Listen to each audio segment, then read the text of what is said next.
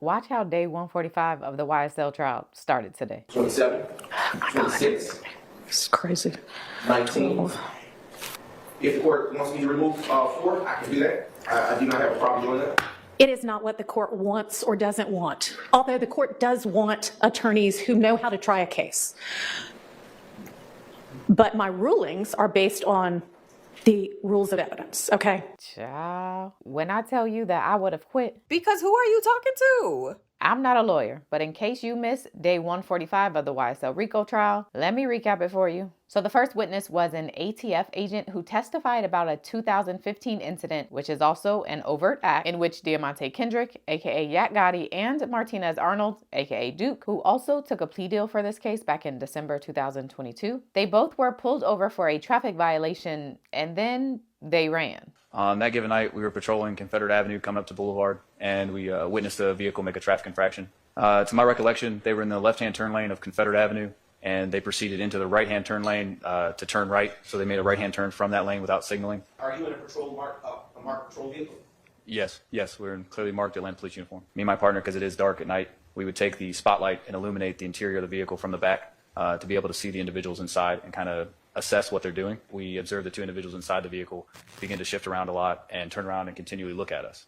We decided not to get out because usually people fled at that point, and that is indeed what they did. It initially continued north on Boulevard towards I-20, where it made a right-hand turn onto I-20 eastbound and picked up speed to get onto the freeway. A black glove, or what appeared to be a black glove, went flying out the passenger window. It was merging onto the freeway. It had come to, it basically wrecked out. It had wrecked into a guardrail. When you exit I-20 eastbound on Flat Shoals there's a guardrail and a stop sign. It had ran through the stop sign and came to a stop at the guardrail. At that point, the occupants jumped out of the vehicle and began to flee on foot. The driver fled northbound on Flat Shoals, and the passenger fled southbound on Flat Shoals. We both pursued on foot. The driver was Mr. Diamante Kendricks. The passenger was Mr. Martinez Arnold. Yes, I was chasing behind Mr. Arnold, and I did give him verbal commands to stop. When he fled south on Flat Shoals, he dipped in behind the houses to the left, went behind one of the properties there, one of the houses, chased him to about a fence. He hopped the fence. At that time, when he jumped over the fence, he stumbled and fell. Me with all my gear on, it takes us a little longer to get over a fence. Couldn't see his hands, so I used my city-issue taser to try and stop him. The first time I fired it was ineffective. It didn't make good connection. The second time I fired it, it did make good connection, basically making him immobilized and giving me time to get over the fence to apprehend him. No, after apprehending Mr. Arnold, I would have walked back to the car. When I returned to the car, my partner was not there. He was still chasing. I believe he did use his taser to apprehend him. Is this the guardrail that you were describing that the vehicle made impact with on that day? Yes. All right. Is this the side of the vehicle that you described Mr. Arnold exiting from when he ran and fled from the scene? Yes. In this exhibit here, I draw your attention to the floorboard under the steering wheel. You can see a silver object with black. That is going to be the .40 caliber Smith & Wesson pistol. And there's also what appears to be a Fanta bottle with a yellow label and a purple drink inside of it. There's a cell phone with what appears to be an identification card. In this photo here, I see... This one firearm that was collected that evening? Yes, it is. Do you see any gloves in the center console? Yes. And then Doug Weinstein does a brief cross. And you tased Mr. Arnold in order to apprehend him, correct? Yes, sir. Did you knee Mr. Arnold in the back? Knee him? I don't recall that. Did you spit on him? Spit on him? No. Would that have been appropriate to do? Objection, Your Honor. Sustained. Would it have been appropriate if your partner kneed and spit on Mr. Kendrick after tasing him? I'm not objecting to the same grounds, Your Honor. Sustained. After this arrest, were you ever called to testify at any hearing, trial, or sentencing for Mr. Kendrick? I don't recall if I was or not. Are you aware of Mr. Kendrick being sentenced for his possession of a firearm and serving time with regards to this incident? No, I'm not.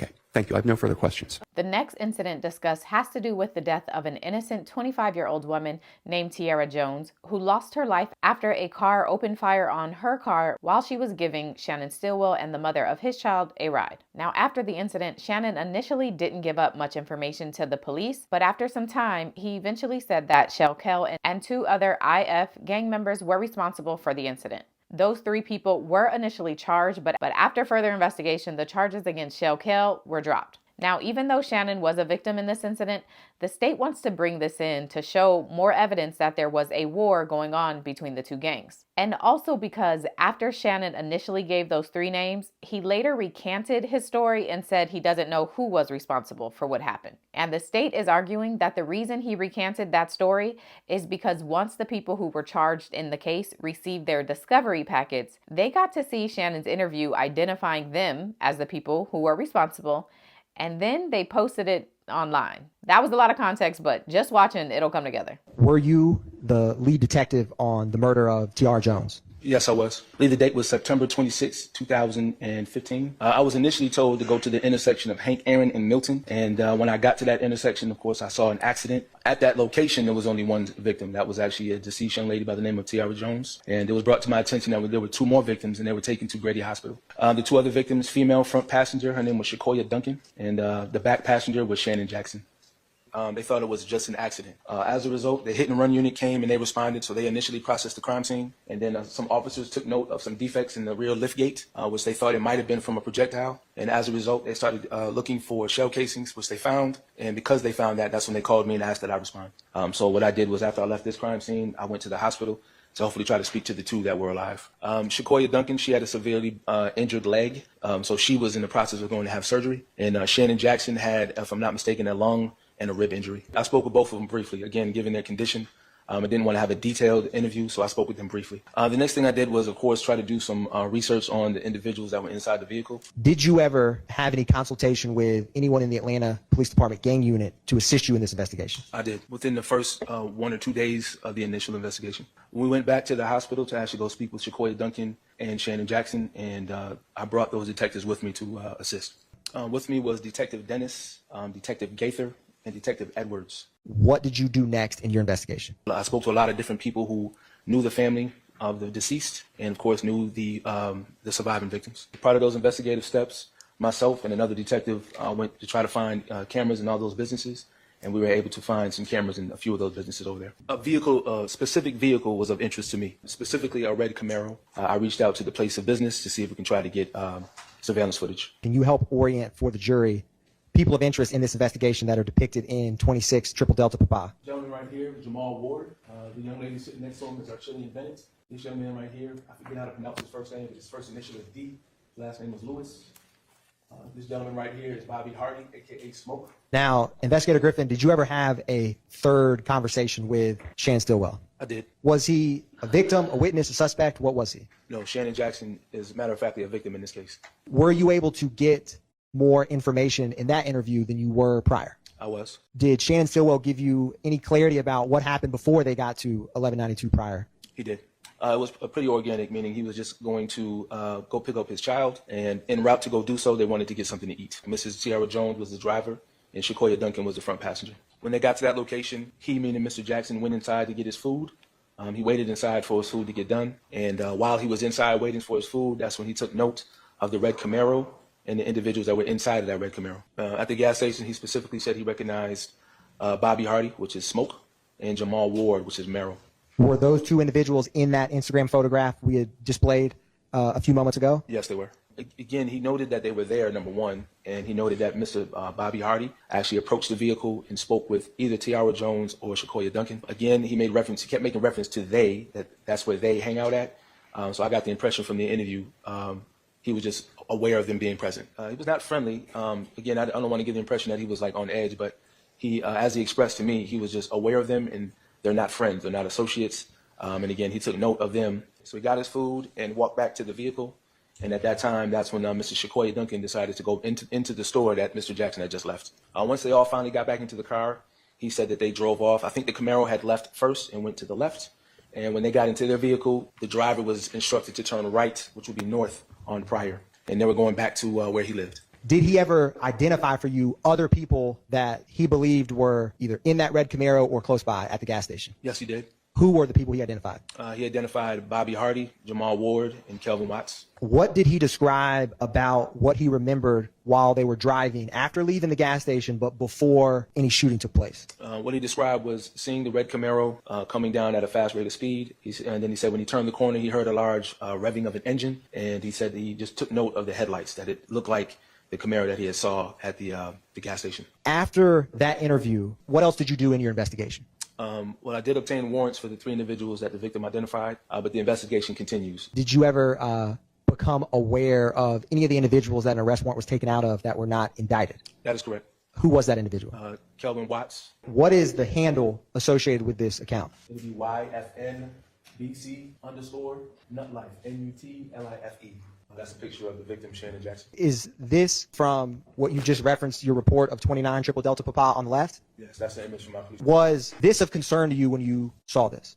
It was for me, yes. 1, my police report is now being published on social media. And 2, again, Mr. Shannon Jackson in this particular case was a victim. So that's concerning because they're insinuating something that I didn't appreciate. No further questions. Thank you. Up next. Good morning. My name is Max Shard. I represent Shannon Stillwell, okay? Now, you know Max is like the boogeyman. You mention Shannon's name 3 times and Max will appear. And so, on cross-examination, Max highlights that the car that opened fire on Tiara's car came from behind, seeming to imply that Shannon really couldn't have known who was responsible because, again, it came from behind him. You spoke to my client 3 times in regards to this incident, correct? That's correct. I did. All right. You viewed him as a victim. Yes, absolutely he is. And you still view him as a victim. I still do. Your understanding is this: Ms. Jones is traveling a route that was being dictated to her by Ms. Duncan. That's correct. Suddenly, a car speeds up behind this SUV that has Mr. Stillwell in the backseat. That is correct. And the engine's revving. That's correct. Okay, and there's high definition lights that led Mr. Stillwell to believe that that was the same car he saw in the parking lot of the JJ's. That's correct. Almost immediately after speeding up behind, gunshots ring out. That's also correct. Okay, and there's about 20 shots fired at the green SUV that Ms. Jones, Ms. Duncan, and Mr. Stillwell are in from this car that's speeding up behind them. That is also correct. Green SUV is hit in the rear. At the rear lift gate, that's correct. Okay, and also the back windshield was shattered, correct? That is correct. Sadly, you know through your investigation that the driver of the SUV, Ms. Jones, was hit in the face with one of the bullets fired from the car that was speeding up behind her. That's also correct. And she lost control of the car. She did. You took note of the defects in the car. I did. And they were all in the rear. The ones that I took note of, they were all in the rear. Okay. That is consistent with the information that Mr. Stillwell gave you. Yes, it was. It is true that in this interview, Shannon repeatedly expressed remorse for what happened to Tiara. Yes, he did. He never suggested that what happened was okay in any way, shape, or form. No, he didn't, which is, again, I think that contributes to the reason why he was willing to speak with me. And in fact, he requested to write a letter of remorse to Tiara Jones's family. That is also correct. And he did so. He did. He brought it up to you that someone had shot at him at the green store. Yes, he did. And a bullet grazed his forehead. Mm-hmm. And then he in fact told you that people came up to him in a club and said, "You're lucky the gun jammed. Next time it's your ass." Correct? That's correct. Jesus. And then, of course, there was this incident. That's correct. At the time of this incident, you discussed what was going on with Mr. Stillwell. At the time of this shooting, when you were with the gang investigators, the name Kenneth Copeland or Woody came up, correct? That is correct. And the truth is that at the time of this shooting of Tiara Jones, Woody was in custody. He was in federal custody, correct? Well, you might not know where he was, but he was in custody. That's correct. I did find out later where he was. That is correct. Okay. And you spoke with Mr. Stillwell about the ongoing beef between Kenneth Copeland, Woody, and Shell Kell. Yes, I did. Mr. Stillwell referred to that beef as generational beef. Generational? As in generations? Between those 2 individuals, correct? He did. He described the situation as they shoot at Woody and his people, Woody shoots back, correct? That's correct. And Mr. Stillwell was concerned because he felt that people perceived him as Woody's friend. Yes, that is correct. And that people were now shooting at him because Woody was in custody and they could not get Woody, correct? I think I can infer that. I'm not sure if he specifically said that, but I was of the same impression. Thank you. I have no further questions. Thank you very much, sir. There were a few more witnesses, and then the day ended really abruptly. And as it was ending, we got a brief peek at the next witness. We are not going to start your testimony this afternoon after all. And hopefully first thing in the morning, we'll see you at 9.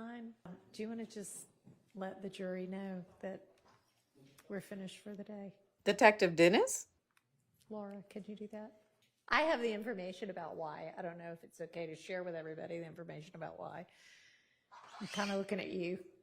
Okay. All right. We are finished for the day with trial testimony. At the end of the day, Whitaker also mentions a letter that Ashley Merchant wrote to the court. And as a reminder, Ashley Merchant represents Martinez Arnold, aka Duke, in this case. And child, let me just say, I can't wait until it's his time to testify.